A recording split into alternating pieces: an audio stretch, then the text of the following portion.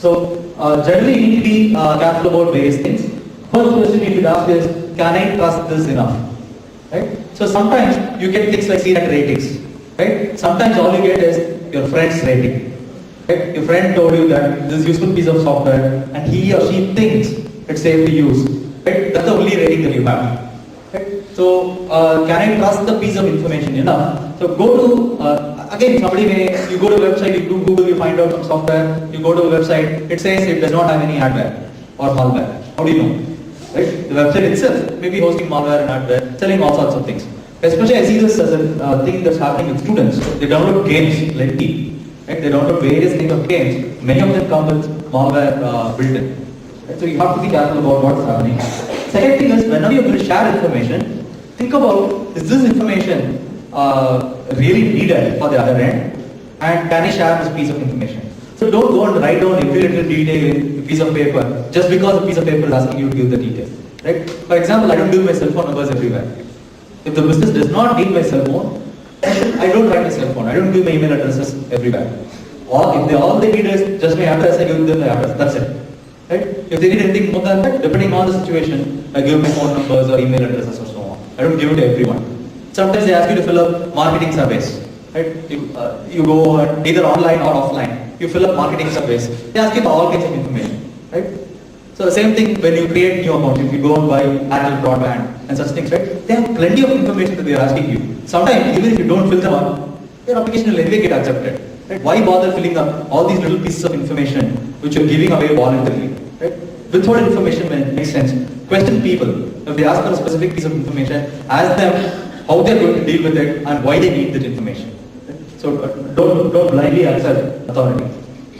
And in general, virus attacks, you don't plan for a virus attack. Right? Virus attacks happen because you don't know enough when it's going to happen, how it's going to happen, and so on. So yes, there is something about prevention, but also once you have a virus attack, you need mechanisms to clean up viruses and so on. So it's usually unexpected. It's just like viruses are usually accidents, right?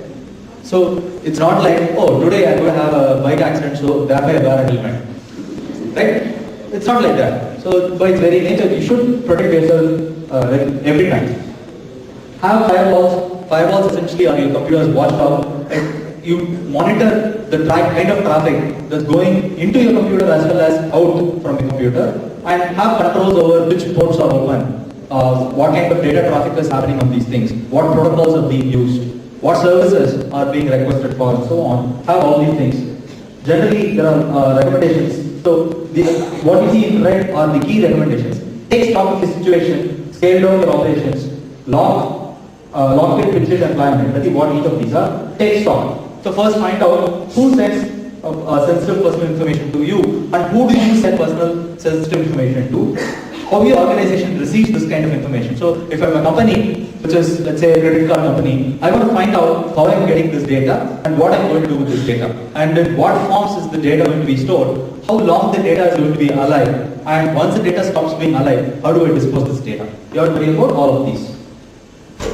So even if there is a weak link in this chain of things, you have to be paying attention to it. Then scale down. Don't keep unnecessary information ever. So just like unnecessary fact around you. Right? So check the default settings on your software. If this is not something that you like, go and change the settings of the software. Same thing with your various accounts, like Facebook accounts and Outlook accounts and so on. Go and look at the privacy settings. This is probably not something that you like. So how many of you have Google Buzz accounts? How many of you like the settings on Buzz? Very few, right? But Google just sprang it on you, right? They didn't care about who your friends are. Maybe, so I have my family and I have my friends. All of them communicate with my Gmail address. But now my friends are exposed to my family is exposed to my friends. I may not have wanted that at all. But Google assumed that is okay to do. Right? So Facebook, recently, December they changed their policies, right? Privacy policy. How many of you have Facebook accounts? Again, many of you. In December sometime, they changed their policy setup, right? You know that? Yes. Will you go and change your privacy settings? Yes. If you want it, change it. If you don't care about it, it's alright. But if you're particular, then you should go and find out how to get these personal, all these settings fixed up in such a way that you don't leak information that you don't want Facebook to share. And if you have written records as part of your company, right, have a policy of how these written records are kept, how long they are kept and so on. So you can keep a computer that is all safe and so on. What if you have a trail of papers that's not secure? Right? I throw them in a go down. So many of us have our university papers and exam papers thrown just like that. Right? All the papers that you write for exams, right? It's quite likely that non-university papers also end up in a go down. You don't know what security the go down has. Right? So you need to pay attention to such things. Locked. Physical security is one, electronic security is another. Even if you pay attention to electronic security, sometimes physical security is also necessary. So you do all sorts of things to lock it. Then, whenever you have information that has to be disposed, have clear practices and goals. What are you going to dispose? How are you going to dispose it? And how often do you have to dispose things? Right? So this is just like documents that are to be shredded and so on. So we don't keep various documents for a long time. Many times we burn them. Right?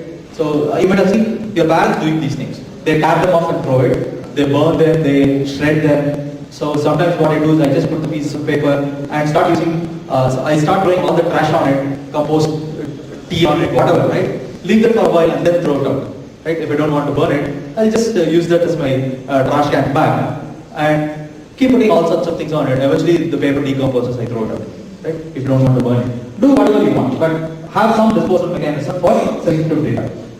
So for example, the answer sheets that my students write are sensitive. So I don't want to, even if it's beyond, so my university says for 3 years, keep the answer sheets because somebody may contest their grades. What do I do after 3 years? Right? I have all these loads of exams that I gave and quizzes I gave and so on. What do I do with them? So it's double-sided. People have written on both sides. I can't use it for anything. So I need to have, so at least if it's one-sided, I can use it as a notebook or something. I can't do that either now. So you need to have mechanisms by which you deal with such things. So if you know that somebody recycles, if they make a mash of the paper and if they recycle, that's one form of recycling. Another form of recycling is sell it to a Sundal guy in Marina. Right? But what if that information leaks? So you have to plan for these things. You can't just throw things out if it's sensitive. Right? And always plan for things. Investigate any security incident. Don't ignore the security incidents. Investigate them. Find out what is happening. And have a chain of command ready for disasters. So there's a personal story that I have from my graduate school. So what happened was, so I used to run and administer a Linux machine on my own. And this machine used to be on all the time. Connected on the internet with an external IP address. Being on all the time. And I never logged out of the system. Whenever I leave the place, I used to lock the computer rather than log out and leave. And for some Christmas weekend or something, I was away for a week or so. And this computer was hacked into. I didn't realize it for a few days at least. 3 or 4 days, I didn't realize that my computer was hacked into. So one day, suddenly the power went off and it rebooted, and suddenly I see this huge 20 usernames that were created on my machine. I was the only user on otherwise. So what was happening was, I assumed that since I'm using secure shell to log in, the secure shell is safe. Right? The passwords are not transmitted in clear, passwords are transmitted in an encrypted form. I thought everything is safe. But what happened was, SSH itself had a vulnerability which somebody exploited. They started attacking different machines in the university's network. And my machine was running SSH v1, version 1, which had this vulnerability. And I didn't know about it. For at least for 10 days or so, I'm assuming that it was hacked in and they had access to my files. But the point is, yes, they had access to my files. So what do I do with them now? So in this case, actually, I didn't have any personal or sensitive information on that. It was all my research work. So I had various kinds of PDFs that I downloaded and software that I was writing, homework that I wrote and so on. It may not be so important. Right? But what if I was storing, I also used to be a TA, what if I had my students' exam details and so on the computer? So you have to worry about such things. So whenever you have risk mitigation policies, also open for such things like if you have something which is going to be permanently on and permanently online, so that's a cause for concern. So either turn the computers off or take it offline if you leave them, if you want them on continuously.